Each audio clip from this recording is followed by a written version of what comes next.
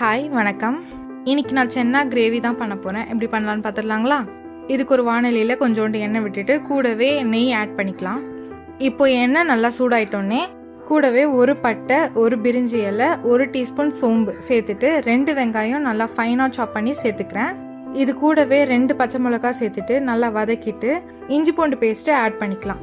இப்போ இஞ்சி பூண்டு பேஸ்ட்டை நல்லா வதங்கிட்டோடனே தக்காளி ஆட் பண்ணிக்கலாம். நான் 2 தக்காளி அளவுக்கு ஆட் பண்ணியிருக்கேன். தக்காளி நல்லா வெந்து வந்தோடனே நம்ம மசாலா பொருள்லாம் ஆட் பண்ணிக்கலாம்.